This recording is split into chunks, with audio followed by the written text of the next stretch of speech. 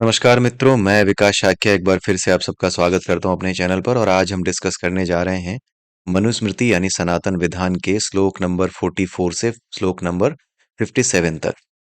लेकिन कल के जो श्लोक हमने डिस्कस किए थे उसमें एक चीज रह गई थी जिसको मेखला कहते हैं। तो इसके बारे में मैंने आपको कहा था कि मैं आपको बताऊंगा कि मेखला क्या होती है। तो मेखला कुछ और नहीं होती है, जो कमर में कपड़ा बांधते हैं ना, कमर बंद जो बांधा जाता है उसी को मेखला कहते हैं।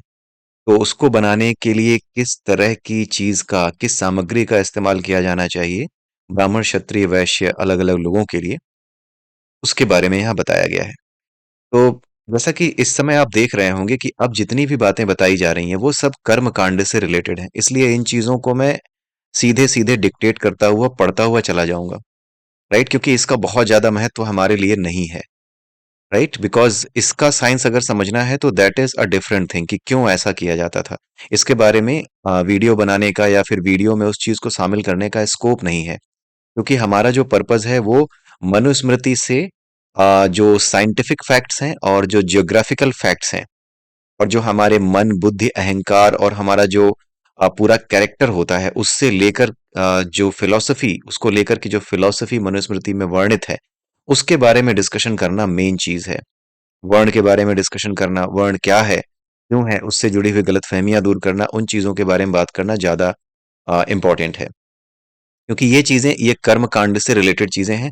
और कर्म कांड वो सामाजिक मान्यता के अनुसार बदलते भी रहते हैं, और कुछ कर्म कांड ऐसे हैं जो कि सामाजिक मान्यता के अनुसार बदलते तो नहीं है, लेकिन उनके पीछे एक अलग साइंटिफिक उसका एक्सप्लेनेशन होता है। बट द थिंग इज कि उस चीज पर ज्यादा जोर मैं इसलिए नहीं दे रहा हूं, क्योंकि जब आप आध्यात्मिकता की बात करते हैं, स्पिरिचुअलिटी की बात करते हैं, आत्मबोध को प्राप्त करने की बात करते हैं, तो विधियों का इतना महत्व नहीं है जितना कि आपकी श्रद्धा का महत्व है। तो आपकी श्रद्धा, अगर आप में श्रद्धा है, अगर आप में भक्ति है, अगर आप में पूर्ण विश्वास है, तो फिर इन विधियों का कोई महत्व नहीं है। लेकिन अगर आप में कोई श्रद्धा नहीं है, कोई विश्वास नहीं है, तो फिर इन विधियों का कोई महत्व रह ही नहीं जाता। इनके बारे में सुनना, इनके बारे में बात करना आपके लिए महत्वहीन हो जाता है। राइट। लेकिन अगर आपके भीतर श्रद्धा है तो निश्चित रूप से श्रद्धा की वजह से आप इसके पीछे छुपे विज्ञान को प्राप्त करने की कोशिश करेंगे कि ऐसा क्यों लिखा गया है कि ब्राह्मण जो है वो चिकनी मेखला, मूंज की तिलड़ी और चिकनी मेखला ब्राह्मण के लिए बनाई जाए, यानी जो कमरबंद होता है वो मूंज की तिलड़ी से क्यों बनाई जाए। राइट। बेसिक सा कॉन्सेप्ट आप समझ लीजिए कि जो भी कपड़े आप पहनते हैं वो आपके मन के स्तर पे, आपके जो अंतःकरण का स्तर है, या आपकी जो फ्रिक्वेंसी होती है, मनुष्य की एक फ्रिक्वेंसी होती है, हमारी एक स्पेसिफिक फ्रिक्वेंसी है। हम उन्हीं कपड़ों को पहने जिससे हमारी फ्रिक्वेंसी इस तरीके से ट्यून हो उसको पहनने के बाद। जैसे कुछ कपड़े होते हैं जिनको पहनने के बाद आप काफी प्रफुल्लित महसूस करते हैं, पूरे दिन से मूड खराब था, अचानक से नए कपड़े आए, राइट, और आपने उनको पहना तो आपको निश्चित रूप से अलग तरीके का महसूस होता है। कई दिन से आप नहा नहीं रहे हो, एक ही कपड़े पहने हुए हैं, आप उन कपड़ों को बस उतार भर दीजिए, आपको महसूस होने लगता है कि there is a difference. Right.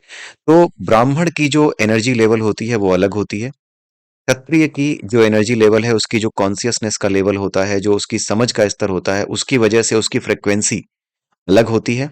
और जो वैश्य होता है उसकी अलग होती है। शुद्ध शूद्र होता है, उसकी फ्रिक्वेंसी बिल्कुल ही बिगड़ी हुई होती है। राइट, क्योंकि शूद्र वो व्यक्ति होता है जो ज्ञान प्राप्त नहीं करता, जो कोई स्किल सीखना नहीं चाहता, जो ये समझ ही नहीं पाता कि उसे अपने जीवन में अपने लिए निर्णय कैसे लेना है। तो दूसरों के लिए निर्णय लेना तो उसके लिए बड़ा मुश्किल है।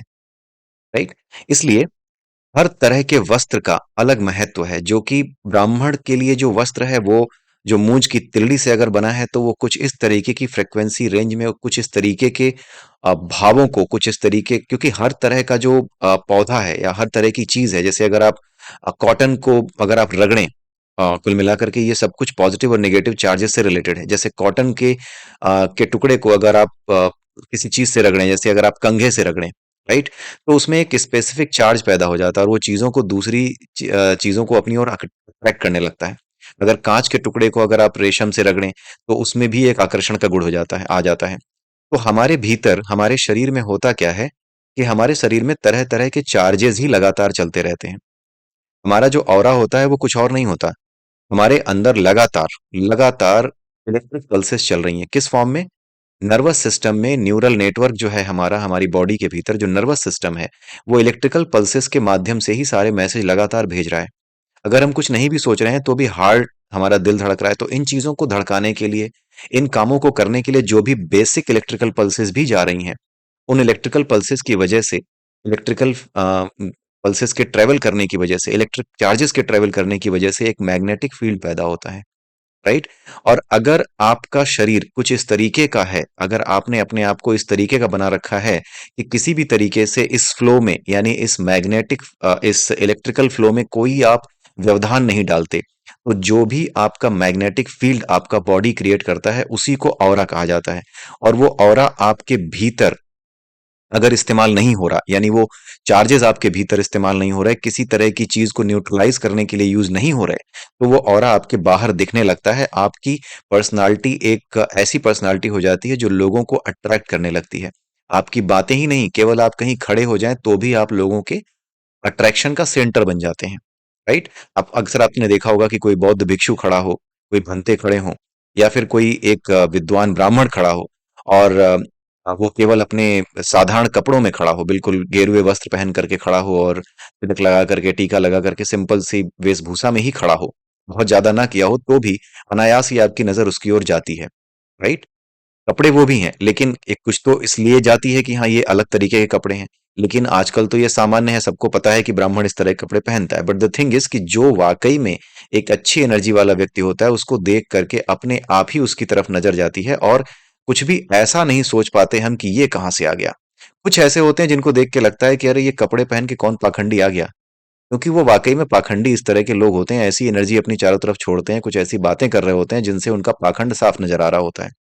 लेकिन कुछ ऐसे होते हैं कि शांत, शीतल, शीतल भाव से खड़े होते हैं। कोई बौद्ध भंते खड़े हैं, अगर कोई बौद्ध भिक्षु खड़ा है जो दलाई लामा के स्तर का हो, अगर आपके सामने दलाई लामा खड़े हो जाएं, दूर भी खड़े हो जाएं, थोड़ी देर में ही आपकी नजर उन तक पहुंचेगी। आप चाहे बौद्ध धर्म के कितने भी विरोधी क्यों ना हो, लेकिन दलाई लामा को देख करके कहीं से भी मन में ये नहीं आएगा लो ये और आ गए बौद्धिस्ट, ऐसा कुछ भी नहीं आएगा। क्योंकि ये ऊर्जा बिल्कुल अलग लेवल की होती है। ये आपको अपने आप में कोऑर्डिनेट कर देती है, आपकी पूरी बॉडी को, आपकी पूरी एनर्जी को कोऑर्डिनेशन में ले आती है। इसीलिए जो गुरु की संगति है, एक अच्छे सज्जन व्यक्ति की संगति है, वो आपके भीतर से जो द्वेष के भाव हैं, घृणा के भाव हैं, उसको निकालने का काम करती है। तो इन कपड़ों का यही महत्व है। बेसिक चीजें मैं आपको बताता चला जाऊंगा, डिटेल में बहुत ज्यादा नहीं जाऊंगा। तो कुल मिलाकर के आपका जो ऑरा है वो इलेक्ट्रिकल चार्जेस जो कि बिना किसी व्यवधान के अगर आपके बॉडी के भीतर नेचुरली चल रहे हैं, इसीलिए सोना महत्वपूर्ण है।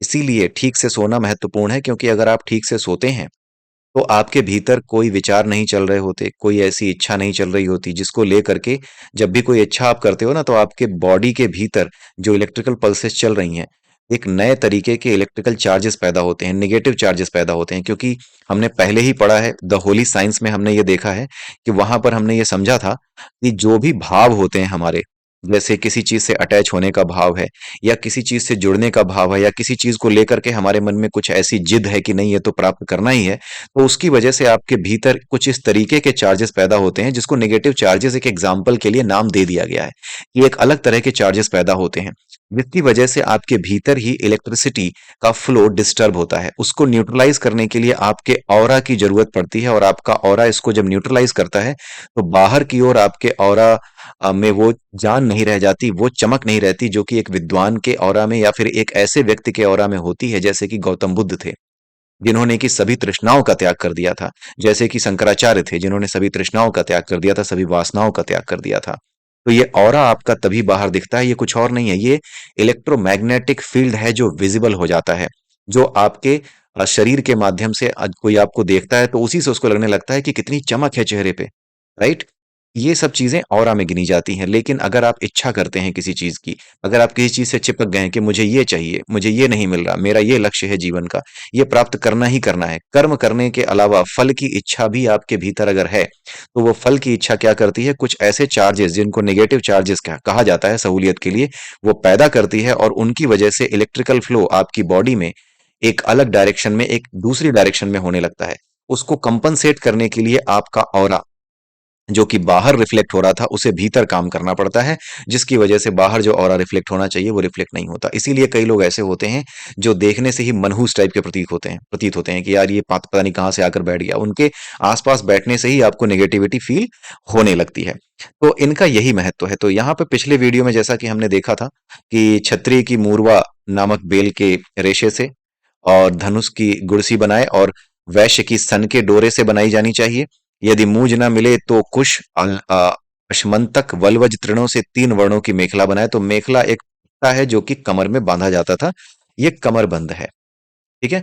और उसमें कितनी गांठ लगानी है? यह 3 लार की उपयुक्त मेखला को 1, 3 अथवा 5 गांठ लगाकर धारण करना चाहिए। या तो 1 गांठ लगाओ, या 3 गांठ लगाओ, या फिर 5 गांठ लगाओ। ठीक है। बेसिक्स जो है कुछ ना कुछ पीछे साइंस है उसके, और सारा साइंस रिलेटेड है इस चीज से कि हमारे आसपास जो चीजें हैं वो किस तरह के चार्जेस हमारे अंदर प्रकट करती हैं, किस तरह के चार्जेस को हमारे अंदर इंस्टिगेट करती हैं, मोटिवेट करती हैं। उन्हीं चार्जेस के बेसिस पे, उन्हीं तत्वों को पहचान करके हमारे यहाँ के विद्वानों ने इस तरह के कपड़ों, इस तरह की चीजों का निर्माण किया, इनको धारण करने की सलाह दी। ठीक है। बहुत ज्यादा डिटेल में अगर आपको जानना है तो you need to read about them. इन कर्म कांडों का जो पूरा साइंस है उसको समझने के लिए आपको अलग से पढ़ना पड़ेगा। यहाँ इस वीडियो में मैं इसको कवर नहीं कर सकता, क्योंकि इस वीडियो का पर्पस है मनुस्मृति के कॉन्सेप्ट्स को समझना, उसको लेकर के जो भ्रांतियां फैली हुई हैं उसको दूर करना। ठीक है। अब यहाँ पे आगे ये बताया गया है ब्राह्मण का जो यज्ञोपवीत है, यानी जो कि उसका धागा होता है ब्राह्मण का, जो जनेऊ धारण करता है, वो सूत का होना चाहिए, क्षत्रिय का सन का होना चाहिए, और वैश्य का भेड़ की ऊन का होना चाहिए। ठीक है। वैश्य का जो है वो भेड़ की ऊन का होना चाहिए। ठीक है। और धर्मशास्त्र के अनुसार ब्राह्मण बेल या पलास का दंड, क्षत्रिय वट अथवा कत्था की लकड़ी, क्षत्रिय जो है वट अथवा कत्था की लकड़ी का दंड, वैश्य पीपल अथवा गूलर की लकड़ी के दंड को धारण करें। आपने देखा होगा कि पुराने समय में जैसे शंकराचार्य जी को भी देखा होगा तो उनके हाथ में एक दंड होता था। अभी कुछ दिनों पहले भी आपने देखा होगा कि एक दंड जो है, एक दंड की बात हुई थी जिसको कि नए संसद भवन में रखा गया है। ठीक है। तो वो जो दंड है, वो दंड प्रतीक होता था ज्ञान का। अगर कत्थे का, वट अथवा कत्थे की लकड़ी का दंड है तो इसका मतलब है कि ये दंड किसका है? क्षत्रिय का है। और ये प्रतीक है दंड देने का। जो लोग गलत करते हैं, जो लोग समाज के अहित का काम करते हैं, उनको दंड देने के लिए कत्थे की लकड़ी का दंड बनाया जाता है। वट या बरगद या फिर कत्थे की लकड़ी का दंड बनाया जाता है। जो वैश्य होते हैं वो पीपल या गूलर की लकड़ी का दंड बनाते हैं। और उसके अलावा जो ब्राह्मण होते हैं उनके बारे में ऊपर ये बताया गया है कि किस लकड़ी का बनाते हैं। उनके लिए लकड़ी का नाम यहाँ दिया गया है, वो बनाते हैं आपका बेल या पलाश का दंड। बेल का जो पौधा होता है उसका, या पलाश का जो पौधा होता है उसका दंड। तो उसका प्रतीक होता है कि ये ज्ञान का प्रतीक है। ब्राह्मण जब बेल या पलाश का दंड धारण करता है तो इसका मतलब है ये ज्ञान का प्रतीक है। और जिस तरह की लकड़ी को आप धारण करते हैं, उस लकड़ी में, उस लकड़ी के स्पर्श से आपके भीतर जिस तरह के चार्जेस का एक्युमुलेशन होता है, उसी के आधार पर अलग अलग वर्णों के लिए अलग अलग दंडों की व्यवस्था की गई है। क्योंकि ब्राह्मण का जो ये जितने भी वर्ण है ना, ब्राह्मण क्षत्रिय वैश्य शूद्र, ये सब क्या है? ये कॉन्सियसनेस के लेवल हैं। ये कुछ और नहीं है, ये कॉन्सियसनेस का लेवल है, यानी ऊर्जा का लेवल है। और जहां ऊर्जा है, जहां ऊर्जा है वहीं पे क्या है? एक तरंग है। बिना तरंग के कोई ऊर्जा नहीं हो सकती। जहां भी ऊर्जा तरंग है, वहां पे उस तरंग के साथ एसोसिएटेड एक आवृत्ति होगी। ठीक है। तो ब्राह्मण जो है एक चेतना की स्टेट है, क्षत्रिय चेतना की एक स्टेट है, वैश्य चेतना की एक स्टेट है। तो चेतना की जिस स्टेट में आप होते हैं उसी लेवल पे आवृत्ति होती है। और इन अलग अलग दंडों में, यानी पीपल के, बरगद के पेड़ों के दंड, इसके जब आप स्पर्श करते हो तो इनके स्पर्श से जिस तरह की जो चार्जेस एक्युमुलेशन आपके साथ होती है, क्योंकि अगर आप कभी फाइबर की लकड़ी पे बैठो, और बचपन में ये खेल बहुत किया करते थे, फाइबर की लकड़ी पे बैठ गए और पीछे से एक बंदा होता था, वो जो है उठा करके तौलिए से उस पे लगातार मारता रहता था। और जब हम ऊपर से उससे उठते थे अम, अ, कुर्सी से, तो उसके बाद अगर कोई उस कुर्सी को टच करता था या मुझे टच करता था तो उसे करंट लगता था। तो ये चार्जेस का एक्युमुलेशन ही होता है। और ये चार्जेस अल्टीमेटली क्या करते हैं? आपकी जो एनर्जी है उसको प्रिजर्व रखने की कोशिश करते हैं। तो आपकी एनर्जी, आपकी फ्रिक्वेंसी, अगर आप ब्राह्मण है, अगर आपकी चेतना का स्तर ब्राह्मण का है, तो आप उसको बनाए रखें। उसके लिए अलग तरीके के अलग तरीके की जो लकड़ी है, उसका इस्तेमाल किया जाता था। क्षत्रिय के लिए अलग तरीके की लकड़ी के बारे में बताया गया है, वैश्य के लिए अलग लकड़ी के बारे में बताया गया है, और शूद्र के लिए आपको पता ही है कि उनके लिए कर्म कांडों की बात नहीं की गई है, क्योंकि अभी वो कर्म कांड, क्योंकि शूद्र वो होता है जो कि कर्म कांडों को नहीं समझ सकता। क्यों नहीं समझ सकता? क्योंकि उसने पढ़ने का, लिखने का, किसी कला को सीखने का, यानी वैश्य के स्तर पर अपने स्वार्थ के बारे में भी सोचने तक का, कि अपने लिए धन कमाए, उतना भी उसने नहीं सीखा होता। उसके लिए ये सब चीजें व्यर्थ हैं। तो जिसके लिए व्यर्थ हैं, उसको इन चीजों को करना ही क्यों? जो चीज आपके लिए व्यर्थ है, उसे टच करना ही क्यों? और ये जाति नहीं है, ये कोई ऐसी चीज नहीं है जो कि जन्म से मिलती है, ये चेतना का स्तर है। राइट? अगर आप उनको देखें, चैतन्य महाप्रभु को, लोग कहते हैं कि हाँ ये सब जन्म से होती है वर्ण वगैरह। बात ये है कि जबरदस्ती की बात है, कि जबरदस्ती इस चीज को थोपना है, कि बनाए रखो इस चीज को, इस भ्रम को बनाए रखो कि ये सब जन्म से है, जबकि कितने विद्वानों ने इन बातों को बड़े स्पष्ट शब्दों में कहा है। पहली बात तो ये कि भगवत गीता में अध्याय 4, उसका 13वां श्लोक आप जाके देखिएगा, उसमें साफ लिखा है कि हे अर्जुन, उसमें साफ बताया है कि हे अर्जुन, मैंने गुणों और कर्मों के आधार पर इस सृष्टि में 4 वर्णों की रचना कर तो दी, लेकिन इस रचना का फल मैंने कभी नहीं चाहा। ये 13वें श्लोक में बताया हुआ है, और उन्होंने बताया हुआ है कि मैं इस वर्ण व्यवस्था से बिल्कुल अलग हूं। ये वर्ण व्यवस्था मेरे द्वारा बनाई जरूर गई है, लेकिन मेरा इस वर्ण व्यवस्था पे कोई फर्क नहीं पड़ता। मेरा कोई वर्ण नहीं है, मेरी कोई जाति नहीं है, मैं जाति विहीन हूं, मैं वर्ण विहीन हूं, मेरे ऊपर किसी एक का आधिपत्य नहीं है। ये साफ उन्होंने बताया। लेकिन जबरदस्ती की राजनीति है, इतनी भारी है इन वामपंथियों की। और एक अलग तरीके का आजकल एक गैंग चलता है जिसको लोग भीमटा कहते हैं, लेकिन हाँ कहना नहीं चाहिए, लेकिन क्या करें, इस तरह की चीजें चलती हैं जिनको भीमटा कह के लोग कहते हैं, लेकिन हाँ मेरे हिसाब से वो कहना ठीक नहीं है। कहीं ना कहीं उनके भी अपने विचार हैं, तो किसी को डिमीन करने के लिए भीमटा और इस तरह के शब्द का इस्तेमाल करना ठीक नहीं है। लेकिन हरकतों से मुझे निश्चित रूप से बड़ी ही नाराजगी है उन लोगों के। भाई आप सत्य को समझिए तो सही, जबरदस्ती किसी चीज को क्यों आप लेकर के ढोए पड़े हैं, जबकि वो सत्य नहीं है, आपके सामने है। अध्याय 4 का 13वां श्लोक है भगवत गीता में, जिसमें साफ कहा गया है कि ये केवल और केवल गुणों और कर्मों के आधार पर है। साफ लिखा है, लेकिन इसके बावजूद भी न जाने कौन सी जिद है, पता नहीं कौन सा राजनीतिक कीड़ा तुम्हें काटा हुआ है, पता नहीं क्या चक्कर है कि तुम यहां पर आकर के कमेंट भी फालतू के करते हो और कहते हो वर्ण तो जन्म से है। अरे साफ लिखा हुआ है जन्म से नहीं है, तुम कह रहे हो जन्म से है। क्यों इस तरह की जिद पाल रखी है? और ये जिद केवल उन लोगों ने नहीं पाल रखी है जो विरोध में है सनातन धर्म के, बल्कि कुछ ऐसे भी लोग हैं जो सनातन धर्म के मानने वाले हैं, लेकिन उन्हें किसी तरह का लाभ अगर दिखता है तो वो इस व्यवस्था को, इस भ्रम को बनाए रखना चाहते हैं। वो भी उतने ही बड़े अपराधी हैं, ताकि वो इसलिए बनाए रखना चाहते हैं ताकि जो मलाई मिल रही है वो मलाई खाते रहें। इस वजह से वो बनाए रखना चाहते हैं।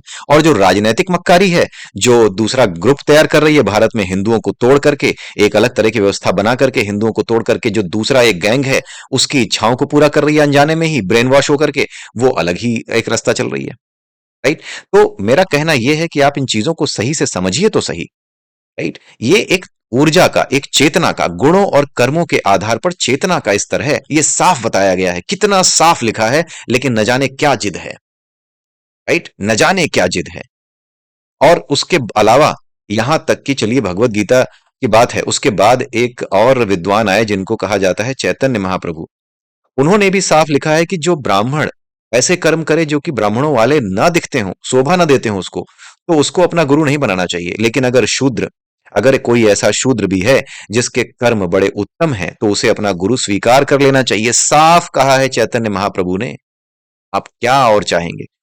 अगर कोई कहता है कि भैया ये मैं हवाबाजी कर रहा हूं, तो मैं आपको श्लोक वगैरह दिखा सकता हूं, साफ दिखा सकता हूं कि कहां पे कहा है, किस जगह कहा है। उसके अलावा एक पद्म पुराण है, पद्म पुराण में भी यही बताया गया है। ऐसे ही निंदा की गई है कि ऐसा ब्राह्मण निंदनीय है जो उल्टे सीधे कर्म करता हो, और ऐसा शूद्र बिल्कुल सम्माननीय है जिसके कर्म, भले ही वो जन्म से शूद्र हो, लेकिन जिसके कर्म ऐसे हों, जन्म से, यानी कि ऐसे घर में पैदा हो गया हो, ऐसे पिता की संतान हो जो शूद्र था, लेकिन उसके कर्म अगर ऐसे हैं कि वो शूद्र वाले नहीं है, वो विद्वानों वाले हैं, तो उसकी शरण ग्रहण कर लेनी चाहिए। उसको अपना गुरु बनाने में कोई संकोच नहीं करना चाहिए। राइट? ये सारी बातें लिखी हुई हैं। और उसके अलावा एक चीज और है, ये बात, इस बात का प्रमाण और भी एक जगह है, जिसे महाभारत, अगर आप पढ़ते हैं, महाभारत में भीष्म पर्व में एक कहानी है। भीष्म पर्व में जो है भगवत गीता भी है, उसके बाद जो है उसमें एक पर्व, इसी भीष्म पर्व में ही एक कहानी और है। वो कहानी जो है एक व्याध की है। व्याध गीता, उस कहानी में व्याध के साथ बातचीत है एक ऋषि की। उसको, उस बातचीत को व्याध गीता कहा जाता है। व्याध पता है कौन होता है? एक ऐसा व्यक्ति जो कि मांस काटता था, एक शूद्र था जो कि मांस काटता था, बेचता था मांस, राइट? उसके बारे में ये कहा जाता था कि वो बहुत बड़ा विद्वान है। तो एक बहुत बड़े ब्राह्मण थे जो, जिनको ये लगता था कि मैं बहुत बड़ा विद्वान हूँ, और उन्होंने कुछ सिद्धि प्राप्त कर ली थी। उस कहानी में बताया गया है कि उन्होंने कुछ सिद्धि प्राप्त कर ली थी जिससे वो किसी को भी जलाकर राख कर सकते थे। तो जब वो तपस्या कर रहे थे तो एक चिड़िया ऊपर बैठी हुई थी, शोर मचा रही थी। तो उन्होंने चिड़िया की ओर गुस्से से देखा तो बेचारी मर गई। ठीक है? वो जल के मर गई। ठीक है? ये कहानी, ये मेटाफरिक स्टोरी है। जल के मर जाने का मतलब है कि उसका अहित कर दिया उन्होंने, राइट? उस चिड़िया का नुकसान कर दिया। उसके बाद आते हैं वो, जब शहर में प्रवेश करते हैं, बड़े खुश होते हैं, तो उन्होंने क्या किया, धमका धमका करके लोगों को दक्षिणा लेना शुरू किया, उन गुरु महाराज ने, जो ब्राह्मण थे। तो एक स्त्री के घर जाते हैं, तो स्त्री को आवाज लगाते हैं कि माता भिक्षा दो। और माता अंदर से आवाज देती है, जरा ठहरो, मेरे पति बीमार हैं, मैं उनकी सेवा कर रही हूँ, पहले मैं उनका काम करूंगी, उसके बाद मैं कोई और काम करूंगी, उसके बाद ही मैं आपको दीक्षा दक्षिणा दूंगी। तो वो क्रोध में बोलता है ब्राह्मण कि माता मुझे भिक्षा नहीं दोगी? तो अंदर से आवाज आती है कि यहाँ कोई चिड़िया नहीं है जिसे तुम अपनी आंखें दिखाकर जला दोगे। तो इनको बड़ा आश्चर्य होता है कि एक स्त्री को ये कैसे पता है, साधारण गृहिणी को ये कैसे पता है कि मैं क्या करके आया हूँ। तो गृहिणी बाहर आती है। मेटाफरिक स्टोरी है, इसका मतलब पूरा समझाने का मेरे पास समय नहीं है, लेकिन हाँ, इस मेटाफरिक स्टोरी में उस स्त्री ने ये कहा उनसे कि महाराज, जो जो व्यक्ति केवल और केवल, चाहे किसी भी वर्ण का क्यों ना हो, जो व्यक्ति ऐसा है कि चाहे किसी भी वर्ण में पैदा क्यों ना हुआ हो, अगर केवल अपना निर्धारित कर्म, जैसे कि मैं स्त्री हूं, राइट, मैं एक पत्नी हूं, मेरा पति बीमार है, तो उसकी सेवा करना, उसका ध्यान रखना मेरा परम कर्तव्य है। मैं केवल उसी कर्म को भी अगर ढंग से करूं, तो जो कुछ तुम दौड़ दौड़ करके, भाग भाग करके, तरह तरह के ग्रंथों को पढ़ करके जो तुम जान पा रहे हो, वो मैं ऐसे ही जान सकती हूँ। केवल अपने कर्म को बिल्कुल ध्यान से, पूरे मनोयोग से अपने कर्तव्य को जो पूरा करता है, वो भी उसी स्तर पे पहुंचता है जिस स्तर पे बड़े बड़े महात्मा पहुंचते हैं, जिसको कर्म योग कहा जाता है। ये बात जैसे ही बताई तो ब्राह्मण को बड़ा अफसोस हुआ। उस ब्राह्मण ने कहा कि आपको इतनी बातें कैसे पता है, मैं कुछ और जानना चाहता हूँ। तो स्त्री ने कहा कि देखो, मेरा काम ब्राह्मण वाला काम नहीं है, मैं तुम्हें शिक्षा नहीं दे सकती, लेकिन हाँ, अगर तुम जानना चाहते हो तो एक व्यक्ति ऐसा है जो कर्म से ब्राह्मण है। उस व्यक्ति का नाम है व्याध। वो व्याध मतलब नाम कुछ और था, वो व्याध, व्याध का मतलब होता है कसाई। तो वो कसाई वहां पे रहता है, उसके पास जाओ, वो तुम्हें ज्ञान देंगे। तो ब्राह्मण को लगता है कि यार, वो कसाई मुझे क्या ज्ञान ज्ञान देगा? ये मैं हवा में नहीं बता रहा हूँ, जितनी कहानियां बता रहा हूँ ना, ये महाभारत में है ये। ठीक है? ये जो लोग कहते हैं ना कि हाँ, जन्म से ही ये सब कुछ है, मैं तुम्हारे सारे मिथ और तुम्हारे जितने पाखंड तुमने जो फैलाए हैं, जितना झूठ तुमने फैलाया, उसे नष्ट करना इस चैनल का उद्देश्य है, और वो उद्देश्य पूरा होके रहेगा। तुमने जो मक्कारी की है ना, उसको धूल धूसरित कर देना इस चैनल का उद्देश्य है। ठीक है? तो जिन लोगों ने भी, जो लोग इस चैनल पे अभी इस वीडियो में आकर के देख रहे हैं और कमेंट करने की इच्छा रखते हैं, उन्हें भी बता दूं, तुम्हारा ये सारा षड्यंत्र एक दिन समाप्त कर दिया जाएगा। ग्रंथों के सही अर्थ सामने रखे जाएंगे इस चैनल के माध्यम से, और उसके बाद तुम्हारे पास कोई जगह नहीं बचेगी भागने की। ठीक है? तुम चाहे जितना प्रयास कर लो, लेकिन एक दिन तुम्हारे ये सारे प्रयास नष्ट होने हैं। जो सत्य है उसे धारण करो, जो असत्य है उसे तो हम भी अस्वीकार कर रहे हैं, जहां अन्याय है उसे तो हम भी अस्वीकार कर रहे हैं। क्यों बेकार की जिद तुमने ठान रखी है? हम आगे बढ़ रहे हैं, तुम भी तो आगे बढ़ो यार। क्या बेकार की जिद लगा रखी है तुमने? क्यों बर्बादी के रास्ते पर जा रहे हो? क्यों देश में हिंदू समाज को तोड़ करके ऐसे लोगों को मौका दे रहे हो जो पूरे के पूरे हिंदुस्तान को ही काट के फेंक देना चाहते हैं? क्यों? अगर तुम ऐसे लोगों में हो, तो तुम उन्हीं लोगों के समान हमारे शत्रु भी हो, क्योंकि देश के टुकड़े करना और उसके लिए साजिशें करना, झूठ को सत्य बताना, ये सब किसी समाज के विद्रोही से, समाज के प्रति विद्रोह से कम नहीं है। ठीक है? तो आइए इसके आगे की कहानी समझते हैं। तो उसके बाद जो है, वो ब्राह्मण जाते हैं उस व्याध के पास, वो देखते हैं कि ये तो बिल्कुल खून से सना हुआ है, दिन भर से बकरी बकरे काट रहा है, पता नहीं क्या क्या है। तो उससे वो पूछते हैं कि आप ये भयानक कर्म करते क्यों हैं? तो उन्होंने बताया कि देखो, मैं एक व्याध हूँ, एक कसाई हूं, मैंने एक कसाई के घर में जन्म लिया, इस वजह से ये मेरा कर्म बन गया, क्योंकि मुझे कोई और कर्म नहीं मिल सकता, ना ही मुझे कोई और कोई कर्म करने दे रहा है। इसलिए मुझे जो कर्म जन्म से मिला है, उसी कर्म को मैं बड़े मनोयोग से करता हूं। लेकिन बकरे को काटते समय, या मुर्गे को काटते समय, या मछली को काटते समय, मैं बस काट देता हूं, उसको बेच देता हूं। लेकिन यहां से जाने के बाद मैं घर पे जब पहुंचता हूं, तो ना मछली मेरे दिमाग में होती है, ना ही बकरा मेरे दिमाग में होता है, कुछ भी नहीं होता, ना उसके प्रति घृणा होती है, ना ही कुछ ऐसा भाव होता है कि हे राम, कैसा बुरा कर्म किया मैंने। लेकिन आपके दिमाग में जब से आपने मेरे बारे में सुना है, तब से बकरा भी है, उसके प्रति जो कुछ भी आपने देखा, उसके प्रति जुड़े भाव हैं, मुझसे जुड़े भाव हैं कि ये कैसा उल्टा सीधा काम करता है, अगर विद्वान है तो भी। ये सारे भाव, ये सारी चीजें आपने अपने दिमाग में रखी हैं। बस यही अंतर है कि आप चीजों को दिमाग में रख लेते हो और उनका एनालिसिस करते रहते हो, बुरी चीज का एनालिसिस करते रहते हो, उन बुरे भावों का एनालिसिस करते रहते हो जिन बुरे भावों को त्यागना होता है। और मैं उन्हीं बुरे भावों को त्याग के बैठा हूं, केवल और केवल इसलिए कि ये मेरा जन्म से मिला हुआ, मेरी विरासत में मिला हुआ कर्म है, इसलिए मैं करता हूं, लेकिन मैं इससे जुड़ा हुआ नहीं हूं। राइट, मैं इससे अपने आप को अटैच नहीं रखता। इसी वजह से, केवल अपने काम को करने की वजह से ही, जिन विद्वानों से आप मिलकर आए हो, आप उन विद्वानों से जानने के बाद जो कुछ समझ पाए हो, वो सारी बातें आप स्वयं कह रहे हो कि मेरे से बात करने के बाद भी आपको पता लग रही हैं। आपको स्वयं पता लग रहा है कि मैं भी उन चीजों को जानता हूं। राइट, तो यही व्याध गीता में बताया गया है। तो आप जरा सोच करके देखिए कि व्याध जो कि एक शूद्र था, उसे भी ज्ञानी दिखाया गया है। उसके बारे में भी बताया गया है कि उसे धारण किया जा सकता है गुरु की तरह, और उस ब्राह्मण ने उसको गुरु की तरह धारण किया अभिव्याध को। राइट, तो ये कौन से समाज में आप जी रहे हो जहां पे इतना भ्रम फैलाया जा रहा है, और आप उस भ्रम को जबरदस्ती, इन बातों को बताने के बाद भी कुछ लोग ऐसे होंगे जो नीचे आके कमेंट करेंगे, जबरदस्ती की कमेंट करेंगे, जबकि ये सारी चीजें प्रमाण के साथ बता रहा हूं। तुम इतने कैसे गलीच, इतने कैसे बदमाश हो सकते हो, इतने बदतमीजी कैसे कर सकते हो? इस सत्य को जानने के बाद, जब हम आगे बढ़ने को तैयार हैं, जब समाज आगे बढ़ने को तैयार है, हम खुद गलत चीज का विरोध कर रहे हैं, तो तुम उस गलत चीज को अभी भी, जो कि गलत नहीं है, उन चीजों को भी क्यों अभी भी जबरदस्ती अपनी जिद की वजह से बनाए रखना चाहते हो समाज में? क्या कारण है? तुम्हें क्या फायदा मिल रहा है? तुम किस राजनीतिक मक्कारी के शिकार हो, या फिर तुम भी एक राजनीतिक मक्कार हो? क्या है ये? आइए आगे चलते हैं, आगे देखते हैं। आगे इसमें थोड़ा सा इसको क्लियर करता हूं मैं। आगे अगर आप आते हैं, तो आगे विधियां बताई गई हैं, ज्यादा कुछ नहीं है। ब्रह्मचारी दंड धारण करके सूर्य की आराधना और अग्नि की प्रदक्षिणा करके विधि पूर्वक भिक्षा मांगे।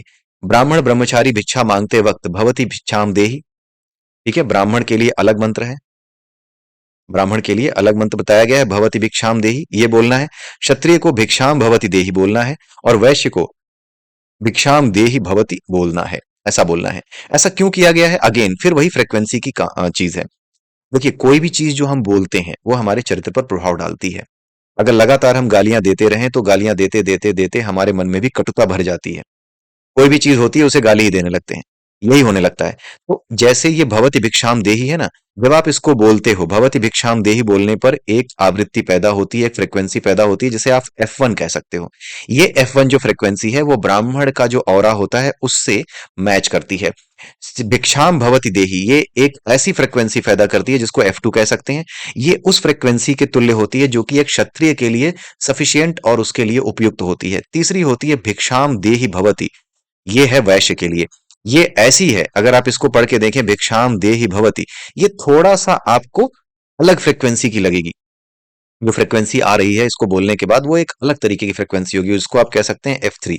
सबसे ज्यादा जो स्ट्रांग फ्रिक्वेंसी आती है, जो महसूस होती है, वो आपको इसी महसूस होगी, भवति भिक्षाम देहि।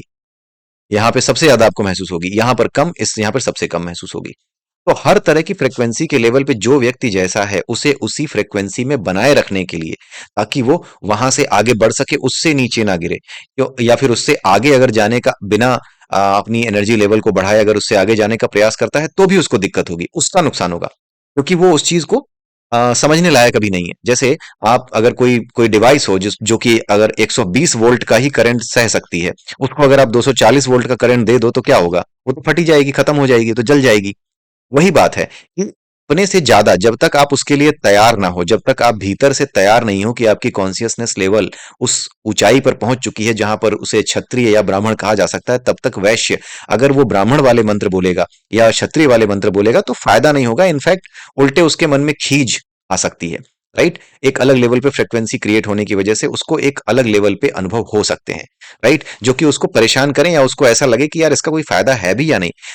अपने स्तर पर उसको ये महसूस तो हो कि हाँ मैं आगे बढ़ रहा हूं। राइट, कैसे बढ़ रहा हूं ये बताया नहीं जा सकता, लेकिन उसे महसूस होता है कि हाँ मैं आगे बढ़ रहा हूं, मैं संतुष्ट हूं। तो वो संतुष्टि का भाव अपनी फ्रिक्वेंसी में रह करके आगे बढ़ने से ही आता है। अदरवाइज हम सब भी मशीनें हैं, जैसे 120 वोल्ट की मशीन है, उसको अगर 240 वोल्ट दोगे तो खत्म, कम दोगे तो भी खत्म, भी उसको ज्यादा परेशानी होगी। राइट, तो इसीलिए इन चीजों का विधान किया गया है कि किस तरह से उसको मंत्र बोलने चाहिए, क्योंकि हर चीज फ्रिक्वेंसी से रिलेटेड है। यहाँ पर जो मंत्र बोल रहे हैं ये ध्वनि है, और ध्वनि तो ऑब्वियसली एक फ्रिक्वेंसी है। ठीक है, तो जब आप इसका, इसीलिए तो कहा जाता है कि जो मंत्रों का उच्चारण है, जब आप सही तरीके से करेंगे तब ही उसका फायदा मिलेगा। क्योंकि मंत्रों का उच्चारण एक विशेष प्रकार की आवृत्ति को, एक विशेष फ्रीक्वेंसी को पैदा करता है। अदरवाइज कोई फायदा नहीं होने वाला। कुछ लोगों को ये लग रहा होगा आज के समय में कि हाँ, ये मैं पता नहीं क्यों जबरदस्ती इसको घुसाने की कोशिश कर रहा हूँ साइंस में। जबरदस्ती घुसाने की कोशिश नहीं कर रहा हूँ, ऐसा ही है। और मेरे मरने के बाद हो सकता है कि 40 साल बाद, 50 साल बाद, हो सकता है कई सालों के बाद, ठीक है, हो सकता है 10 सालों बाद, 20 सालों बाद, कितना भी समय हो, अंत में सामने आपके यही आएगा। ये मैं लिख करके आपको दे सकता हूँ। इतने रुपए की आपको स्टैम्प पेपर पे चाहिए, वो मैं लिख के आज दे दे रहा हूँ। यही सब खोज करके अंत में यही सब बताया जाएगा। मेरे मरने के बाद भी आगे आने वाले समय में जो भी लोग आएंगे वो यही बातें आपको बताएंगे। राइट, यही रीजन, यही साइंस आपको सामने रखेंगे। आगे इसमें बताया गया है, ब्रह्मचारी को पहले माता से, फिर माता की बहन से, उसके बाद बहन से, और जो ब्रह्मचारी का अपमान ना करती हो ऐसी स्त्री से भिक्षा मांगना चाहिए। ठीक है, आगे देखते हैं क्या है। आगे बताया गया है, आगे सब कुछ केवल देखने लायक है, कर्म कांड ही है, और इनका जो साइंस है उस पर मैंने पहले ही बताया कि जो कुछ मैं एक्सप्लेन कर पा रहा हूँ, जो कुछ फिट हो रहा है वो बता दे रहा हूँ। अदरवाइज कुछ भी इसका डिटेल में समझने का आज के समय में इतना महत्व इसलिए नहीं है क्योंकि मेन चीज है श्रद्धा। मेन चीज है आपकी अपनी कर्मों के प्रति भक्ति। आप जो भी काम करते हैं उसे पूरे मनोयोग से करिए। उसको करते समय किसी के प्रति दुर्भाव मत रखिए कि हाँ, मैं अगर कोई काम कर रहा हूं तो ये सब कुछ मेरा ही हो, समाज को कुछ नहीं दूंगा, टैक्स की चोरी करूंगा, इस तरह की चीजें ना सोचे बिना जो कुछ भी आप समाज को दे सकते हैं वो दें। तब जाकर के ये चीजें पूरी होंगी, और फिर इन चीजों की या फिर यहाँ पर जितनी भी चीजें बताई गई हैं इसकी कोई आवश्यकता नहीं रह जाएगी। ठीक है, अपने प्रयोजन भर को निष्कपट भाव से भिक्षा लाकर गुरु को तृप्ति भर देकर, यानी जो कुछ भी लाओ, यहाँ पे एक चीज बड़ी इंपॉर्टेंट बताई गई है, तृप्ति भर देकर, यानी जितनी जरूरत हो उतना अपने पास रखो, जितना गुरु की तृप्ति के लिए आवश्यक हो उतना गुरु को दो। उसके बाद पवित्रता से पूर्व दिशा को मुख करके आचमन पूर्वक भोजन करें, सबसे बाद में खुद भोजन करें। आयु के हित के लिए अगर आयु बढ़ानी है तो पूर्व की ओर बैठें, अगर आपको यश कीर्ति बढ़ानी है तो दक्षिण की ओर मुख करके बैठें, संपत्ति अगर आपको बढ़ानी है तो पश्चिम की ओर मुख करके बैठें। सत्य के लिए संपत्ति, अगेन संपत्ति के बारे में आप ये मत समझिएगा कि संपत्ति की बात का मतलब है धन दौलत रुपया पैसा। संपत्ति कई तरीके की है, इसमें कई तरीके की संपत्ति एक साथ सम्मिलित करके बताई गई है। हमारे ही चैनल पर वृहद आरण्यक उपनिषद भी चल रहा है, वहां पर भी एक वीडियो चल रही है। तो वृहद आरण्यक उपनिषद में संपत्ति को परिभाषित किया गया है। संपत्ति इस चीज की होती है, संपत्ति केवल सोना चांदी ये सब नहीं होती, ये तो सबसे लास्ट की चीजें हैं संपत्ति में। संपत्ति क्या है? वाणी की संपत्ति। संपत्ति क्या है? आपका ऑरा, जो समाज में आपकी प्रतिष्ठा है वो संपत्ति है। आपकी वाणी, बोलना, आपको वाणी का जो धन मिला है, जो आप ऐसा बोलते हैं सबके मन को भाए, वो है संपत्ति। तो यश के लिए दक्षिण मुख, संपत्ति यानी इन चीजों के लिए पश्चिम मुख, और सत्य के लिए उत्तर की ओर मुख करके भोजन करना चाहिए। इसका भी ये सब मेटाफरिक लाइंस हैं, इसके पीछे का जो साइंस है इसको समझाने का समय नहीं है क्योंकि वीडियो वैसे ही लंबी हो गई है, और वैसे भी इन चीजों का बहुत ज्यादा इंपॉर्टेंस नहीं है अगर आप में श्रद्धा है तो। राइट, इसीलिए बहुत ज्यादा इस पे अगर मैं गया then it will be a very big playlist and very big video. So आगे है द्विज। द्विज का मतलब होता है, पहले ही आपने समझा, द्विज का मतलब क्या होता है? ब्राह्मण, क्षत्रिय और वैश्य, इन तीनों को मिला के द्विज कहा जाता है। इन तीनों को ही नित्य सावधानी से आचमन पूर्वक भोजन ग्रहण करके फिर आचमन और जल के हाथ से आंख, कान, नाक का स्पर्श करना चाहिए। अन्न को आदर से ग्रहण करें, उसकी निंदा ना करें, उसको देखकर हर्षित पुलकित होकर सर्वथा प्रशंसा करें। ये बड़ी इंपॉर्टेंट चीज है। अन्न को आदर से ग्रहण करें, उसकी निंदा ना करें। राइट, निंदा करने का मतलब है कि आपके सामने कोई भी भोजन आया, आप कह रहे हैं, अरे यार ये पसंद ही नहीं है, क्या ले आए हो यार। राइट, जैसे ही आप ये कहते हैं वैसे ही आपके भीतर नेगेटिव चार्जेस एक्युमुलेट होते हैं। जैसे ये नेगेटिव चार्जेस एक्युमुलेट होते हैं तो जो खाना आप खाएंगे उस खाने को जो कंपनसेट करने वाली एनर्जी है, वो एनर्जी थोड़ी सी आपके नेगेटिविटी जो आपके अंदर पैदा हुई है उसको भी नष्ट करने में लगेगी। तब जाकर के खाने को पचाने में बाकी की एनर्जी लगेगी, यानी कि खाना ठीक से पचेगा नहीं। इसलिए मूड अगर खराब है तो खाना ठीक से नहीं पचता, अगर आपको गुस्सा आ रहा है तो खाना ठीक से नहीं पचता। राइट, इसलिए जब भी भोजन करें तो शांति से बैठकर बड़े ही प्रसन्न होकर के कि हाँ, जो कुछ मिला है उसे खा लो।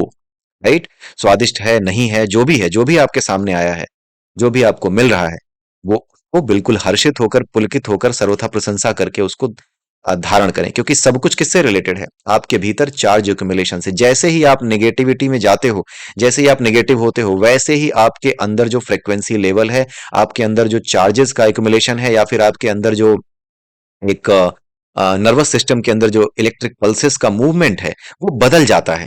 राइट। ये इसको फील किया जा सकता है, साइंटिफिकली इस चीज को प्रूव किया जा सकता है। अगर साइंस इस चीज को देखना चाहे कि कोई आदमी अगर परेशान होता है तो उसके भीतर जो ओवरऑल जो मूवमेंट है, उसका जो परिणामी डायरेक्शन है, रिजल्टेंट डायरेक्शन है उसके इलेक्ट्रिकल पल्सेस के मूव करने का within the nervous system, they will be able to see a clear distinction. Right. तो जब आप पुलकित होकर के प्रसन्न होकर के प्रशंसा करते हुए उस भोजन को ग्रहण करेंगे, तो आपको निश्चित रूप से इस बात का पता चलेगा कि आपको फायदा मिल रहा है, आपको बेकार की परेशानी नहीं हो रही, खाना सही से पच रहा है। लेकिन अगर आप मन में व्यथित रहते हैं तो निश्चित रूप से खाने को पचने में और उस खाने से मिलने वाली शक्ति में, जो आपको शरीर को मिलने वाली है, उस शक्ति में परिवर्तन आ जाता है। इस तरह आदर से किया हुआ भोजन शरीर और प्राणों को बल देता है। अगर ऐसा ना किया जाए तो वो दोनों का ही नाश करता है। आगे देखते हैं, आगे क्या बताया गया है। आगे ये बताया गया है कि उच्छिष्ट भोजन अन्न किसी को ना दें, यानी जो अब आपका उच्छिष्ट भोजन यानी कि जिसको आपने झूठा कर दिया है। उच्छिष्ट या झूठा भोजन जो गंदा हो चुका है, सड़ चुका है, या फिर झूठा है जो भोजन। उच्छिष्ट भोजन भगवत गीता के हिसाब से अगर हम देखें तो 3 घंटे से पहले पकाया हुआ भोजन, 3 घंटे अगर भोजन को पकाए हुए हो चुके हैं तो वो उच्छिष्ट हो चुका है। झूठा तो आपको पता ही है। तो ऐसा कोई भी भोजन जो 3 घंटे से पुराना पकाया हुआ हो वो भोजन, और जो झूठा किया हुआ आपका वो किसी को ना दें। भोजन के बीच में रुक रुक कर भोजन ना करें, यानी एक बार में बैठ करके भोजन करें। अधिक भोजन ना करें और झूठे मुंह कहीं ना जाएं, यानी भोजन करने के बाद पानी पिएं, मुंह को साफ करें, झूठे मुंह कहीं ना जाएं। अति भोजन से आरोग्य और आयु में बाधा होती है, यानी जरूरत से ज्यादा खाने पर आपका जो निरोगी शरीर है वो रोगी हो जाता है और आपकी आयु कम होने लगती है। निश्चित रूप से ये तो हम सभी जानते हैं। ठीक है। यह स्वर्ग और धर्म का विरोधी है। स्वर्ग और धर्म का विरोधी, यानी ज्यादा भोजन करना धर्म का भी विरोधी है। क्यों? क्योंकि आपके लिए जितना जरूरी है आप उतना लीजिए, और बाकी सब क्या कीजिए, या तो गायों में या फिर जो जरूरतमंदों में उनको बांट दीजिए। धर्म क्या है इसके बारे में हमने डिस्कस किया हुआ है। धर्म क्या है? जो कुछ आपके लिए जितना बनता है, यज्ञ धर्म है। राइट। यज्ञ का मतलब क्या है? जो कुछ आपके लिए जितना बनता है उतना लीजिए, बाकी प्रकृति को वापस दे दीजिए। धर्म क्या है? प्रकृति के साथ जुड़ जाना। प्रकृति क्या है? जैसे पानी बह रहा है, नदी के भीतर पानी बह रहा है, तो उसके लिए कबीरदास जी ने कहा है, वृक्ष कबहु नहीं फल बके, यानी वृक्ष कभी अपना पेड़ नहीं खाता, अपना फल नहीं खाता। वृक्ष कबहु नहीं फल बके, नदी न संचय नीर। कभी भी नदी अपने पानी को इकट्ठा नहीं करती। परमारथ के कारण साधुन धरा शरीर। उसी प्रकार से जो साधु लोग होते हैं, जो सज्जन लोग होते हैं, जो धर्म का पालन करने वाले लोग होते हैं, वो प्रकृति के साथ इसी प्रकार से जुड़ करके इसके महत्व को समझते हुए ये जानते हैं कि वास्तविक धर्म ये है कि जो कुछ हमारे लायक है उतना ही लो, बाकी सब कुछ जरूरतमंदों को दे दो। यही धर्म है, क्योंकि यही प्रकृति है। प्रकृति के साथ एक हो जाना, प्रकृति के साथ योग कर लेना, जैसा प्रकृति का स्वभाव है उसी स्वभाव वाला हो जाना ही धर्म है। क्योंकि प्रकृति अपने आप में हमें यह बताती है कि धर्म क्या है। अगर केवल और केवल प्रकृति को ठीक से आप समझ लें, अगर आप जो अवधूत हैं, अवधूत जो हैं, उनकी बात को समझ लें कि मेरे 24 गुरु हैं, तो अगर आप इस बात को जान जाएं कि मेरे 24 गुरु हैं, जो अवधूत ने बताई है ये बात, ठीक है, तो 24 गुरु प्रकृति को बताया, उन्होंने प्रकृति के अलग अलग कंपोनेंट्स को बताया। अगर आप उनको भी जान जाएं अवधूत के कहे अनुसार, तो भी आप समझ जाएंगे कि धर्म क्या है। जैसे कबीरदास जी ने कहां से जान लिया? वो तो अनपढ़ थे। अवधूत ने कहाँ जान लिया? क्योंकि उन्होंने तो कोई वेद ग्रंथ नहीं पढ़ा था, ना ही उनका कोई गुरु था। उनसे जब पूछा गया कौन है तुम्हारे गुरु, तो उन्होंने बोला कि ये विश्व ही मेरा गुरु है। इस विश्व को, इस प्रकृति को जब मैं देखता हूं, उससे मुझे सारी शिक्षाएं मिलती हैं धर्म की। और इन्हीं अवधूत के नाम पर, इन्हीं अवधूत के इस विचार के नाम पर ही हमारे चैनल का नाम विश्व गुरु रखा गया है। आपने देखा होगा कि विश्व का वी और जो हमारा गुरु का जी है वो कैपिटल में है। राइट। लेकिन कुछ लोग यहाँ आए, कुछ ऐसे मूर्ख आए, जिन्होंने कैसे कमेंट किए कि अपने आप को विश्व गुरु समझते हो। ओहो, उन्होंने ये अहंकार का प्रतीक समझा, और हमें हमें ये समझा क्योंकि उनकी बुद्धि ही इतनी है। और हमने अपने चैनल का नाम विश्व गुरु रखा ही इसलिए है ताकि जब कोई पूछे तो सही मंच पर हम इस बात को साबित कर सकें, बता सकें कि तुम्हारी सोच में और वास्तविकता में कितना अंतर है। तुम कितने बड़े गधे हो कि तुम जो सामने देखते हो उसे ठीक से समझ भी नहीं सकते, उसका केवल एक ही एंगल देख सकते हो, उसके वास्तविक सत्य को पहचान ही नहीं सकते। इसी वजह से आप शास्त्रों की भाषा को नहीं समझ पाते, क्योंकि जो बातें आपके सामने हैं उससे अलग जो बातें कही गई हैं, जो आप समझते हो उससे अलग ही कहा गया है शास्त्रों में, आप उसे नहीं समझ पाते और अपनी समझ, अपनी कच्ची समझ के अनुसार उसे ही सच मानते हो जो आपने समझ के रखा हुआ है। इसी वजह से हमारे चैनल का नाम भी विश्वगुरु है। कुछ लोग पूछ रहे थे, कुछ लोग कमेंट डालते थे, ओहो खुद को स्वघोषित विश्वगुरु आए हैं। तो ऐसा ऐसा करके उन्होंने अपनी जो बेवकूफी भरी उनकी विचारधारा है, जो उनके थॉट्स हैं, उन्होंने यहाँ पे रखा कि अरे ये देखो स्वघोषित विश्वगुरु आए। अरे गधों, हम स्वघोषित विश्वगुरु नहीं है, हम ये बता रहे हैं कि ये पूरा विश्व ही हमारा गुरु है। और ये विश्व हमारा गुरु कैसे है, इसको समझने के लिए आपको प्रकृति के तत्वों को वेदों और पुराणों के माध्यम से समझना होगा। वेद पुराण नहीं भी पढ़े हैं तो कबीरदास होकर के भी तुम समझ जाओगे, अवधूत की तरह इस प्रकृति से प्रेम करके भी समझ जाओगे। समझे गधासुरों? इसलिए आगे चल करके ये कोई कमेंट मत डालना कि विश्वगुरु तुम्हारे चैनल का नाम क्यों है। ठीक है? तो इन चीजों को समझने के लिए ही हमने अपने चैनल का नाम और अपने जितने भी वीडियो हैं उनमें सारी चीजें इसीलिए इस तरीके से रखी हैं, ताकि जब आप सत्य को समझें तो आपको एक नया पॉइंट ऑफ व्यू मिले कि सत्य को समझने का पॉइंट ऑफ व्यू अलग होता है। अपनी धारणाओं से आप सत्य को नहीं समझ सकते। सत्य आपकी धारणाओं से, आपकी सोच से, आपकी मानसिकता से, आपने जो पहले से अपने दिमाग में बिठा रखा है उससे कहीं दूर होता है। ठीक है? इसी के साथ ये वीडियो मैं यहीं समाप्त करता हूं। अगले वीडियो में फिर मिलते हैं, तब तक के लिए जय सिया राम, जय श्री कृष्णा, जय श्री राधे, जय मनु महाराज।